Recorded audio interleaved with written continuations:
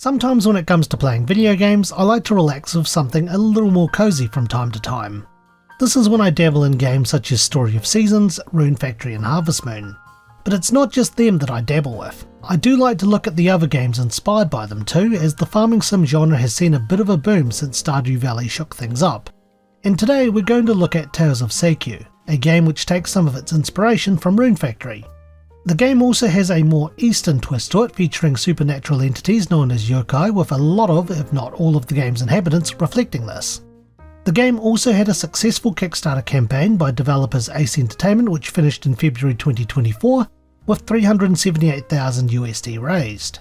The game is still in early access, with this review covering the 0.2.33 and 0.2.39 patches, with footage captured as recently as June 15th, 2025. So aspects of this review are subject to change and based on available content at the time, and I'll revisit the game and re-review it when it leaves early access. Due to this, I have only covered the first 2 seasons in game. For transparency, a review code was provided courtesy of the game's publisher, Fireshine Games. Tales of Seikyu takes place in a land hidden away from humans named Seikyu. In this game you play the role of either a male or female character who travels to the island with their sister Kon. Both of you are members of the Fox clan and have been sent to Seikyu with a scrap of paper from your parents, hopes and a dream. Once you arrive in port and name your character, you will then meet up with the settlement's mayor, Yui Oda, who will then show you around and you'll get acquainted with some of the folks in the village. Once you've met them, Yui will take you to a house outside of town, which is where you and Kon will start your new lives. As the Fox clan have played a huge part in Seikyu, you and Kon are quite well respected in the area, and you'll spend your time farming, getting to know the townsfolk better, petting the animals in town, and exploring the nearby ruins to find out what had happened to your clan. Can you solve the mystery behind your clan's disappearance? Well, the answer is no, not while the game's still in early access, but is it any good? Find out in The Good. I really do like the mechanics of the game. A key mechanic you'll get access to is the ability to transform into different yokai. The game will have you start off with the ability to transform into a boar, with a slime and tengu being available in early access. Each transformation has its uses, and in the boar and slime's case, they're integral to the farming aspect of the game. Boar form can be used to plough the fields so that you can plant seeds, and slime form can be used to water the fields, replacing your watering can once you get access to it. Slime form can replenish water by simply going into water while transformed, and can be used to explore underwater, allowing you to access new places. Tengu form seems to be partially implemented and unfinished at present, but the form will allow you to take to the skies and glide around Seikyu, allowing you to potentially reach higher places, or get across the map faster and reach places that aren't marked by a fox shrine, which doubles as the game's fast travel.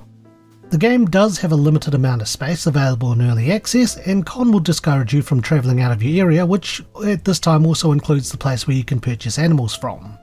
You can also talk to the townsfolk and get to know them better by participating in unique events with them or giving them gifts. While there will be the ability to romance some of the characters in the game, this will be completed at a later time. The game also has some events which will allow you to develop the town further, such as having a casino and bar built, or helping the blacksmith open his shop so you have access to more weapons. The nearby Fox Ruins is a dungeon-like area where you can explore, gather materials and fight monsters, and this is where the main story progression will come in, as the ruins holds the clues to the history of the Fox clan and their disappearance, as well as allowing you to gain access to your additional forms. On your farm you can also craft things as well, such as furniture for your home, items you can use in the field or dungeons, and even things that you can use to store items, cook and refine. Cooking is really useful, as you'll be scavenging food items from everyone's rubbish bins in Seikyu, as well as foraging. And cooking things have been simplified, with common dishes only requiring 1 or 2 ingredients, and your dishes will be a godsend as you explore the ruins. Personally, I think the ability to use your forms to help with farm work is a really interesting idea, and watering the fields as a slime really saves on time when combined with fertilizer, which will help accelerate your crop growth. On top of that, it also addresses one of the issues I've had with other farming sims with the passage of time. Some games do it just right and others are a little too fast, but with Tales of Seikyu there is an accessibility option to allow you to change how fast or how slow the day goes, which has been an absolute godsend for me. The game mechanics are solid and really help make it more enjoyable. The game is also visually pleasing. Despite the work in progress, the game does look really nice and I like its aesthetics. Shortly before the one festival that's been implemented in the game, the town had some koinobori or carp windsocks up blowing in the wind, which looked really cool from afar, and I'm hoping to see more of this sort of stuff make an appearance with future festivals as they set up for them, or even during the turn of the seasons. There's also a sense of beauty seeing the town or even the island from high up, and I do like, albeit limited, the amount of freedom to just wander around the area that's available. I also appreciate that if you get stuck in the landscape, the game does have an option to reset your position to get unstuck, which has admittedly helped a few times too. However, there are things about this game I didn't like, so let's look at those in. The bad. It's likely a lot of my complaints at this stage will be fixed up over time or by the time the game leaves early access. But I have encountered a few bugs during my playthrough, with the most frustrating one being the one where your character will just randomly continue moving in one direction, and I haven't been able to get them to stop. Funny enough, I encountered this bug right on my very first day, and I couldn't even close or exit the game normally, even with Task Manager open, so since then I've had to close right out of the game by pausing it, and then ending it through Task Manager, then restart it and load from an autosave. This issue happened quite frequently and seemed to happen from anywhere between 1 to 5 in-game days, and as someone playing the game with a controller, it's become more than a nuisance. It doesn't have to be in one direction either. I've even had an instance where my character would just run in a big circle and I couldn't even get them to stop or even open the menu, once again forcing me to close via the Task Manager. Thankfully, as at the time of this review, the devs are aware of this issue, so here's hoping it will be fixed up quick smart in the next patch. I've also found that the game seems to be somewhat inconsistent when it comes down to giving gifts.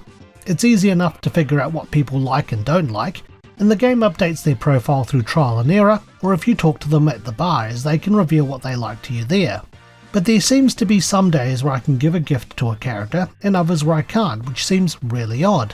Take for example, it's a character's birthday and this is the perfect opportunity for you to raise your friendship with them, just to find out that when you go to talk to them, there's no option to give them a gift. I don't know if this is a bug or a mechanic, and if it's the latter, I think it might be worth reworking back to the good old one gift a day. That mechanic was never broken, so why try to fix it or rework it? On the topic of gifts, while early access has been very generous with allowing me to buy bag space, I feel that some of the items you cook or fish you catch should stack instead of taking up separate spots in the bag. I just feel that this is unnecessary bloating, and while there is a shortcut to access and use things from the bag, it's a pain having to go through each food item individually. It also doesn't help that on a controller the use item button and the accept button for refining or burning are the same button, so you may even accidentally eat the food item or use an item from simply confirming that you're making something, which is annoying too. Again, probably a work in progress, but I feel that most of the characters' models don't live up to their 2D art. It would be nice to see the models show the same expressions as their 2D portraits, as I think that this would certainly add some more life to them. The characters that stand out the most with this issue is Yui Oda and any humanoid character. Here's hoping that this is just a placeholder in the meantime and that the models will be updated and worked on in the future. Other than that, I don't have much else to complain about, so let's wrap things up with the opinion. Tales of Seikyu is a very ambitious game. I like the idea of it, the game's mechanics, especially with the transformations, the townsfolk and the visual appeal. However, it is plagued with issues that mostly stem from it being in early access, such as bugs and placeholders. While I think some mechanics might need reworking, such as gifting and inventory management, they aren't deal breakers, and what I've covered in the bad thus far can all be addressed and updated as the game nears completion. The story is a little bare bones at the moment, and I was able to complete it all within the first season, but I do hope that the story does get long enough to take more than an in-game year so that you can get the most enjoyment out of it. There's enough content in early access to get a taste of what to expect, and it did leave me wanting more. If you're a fan of Rune Factory, then consider getting this game and watch this space, as I think Tales of Seikyu certainly shows promise, and I'm looking forward to revisiting the game when it's finished. So with that, it's time for my rating. I would give the early access release of Tales of Seikyu a koinobori out of 10. Thanks for watching, and stay tuned for the next Infinite Backlog review. If you enjoyed today's review, feel free to like, comment and subscribe for more. You can check out our other videos or follow us on X, Instagram and Facebook. Once again, thank you for watching.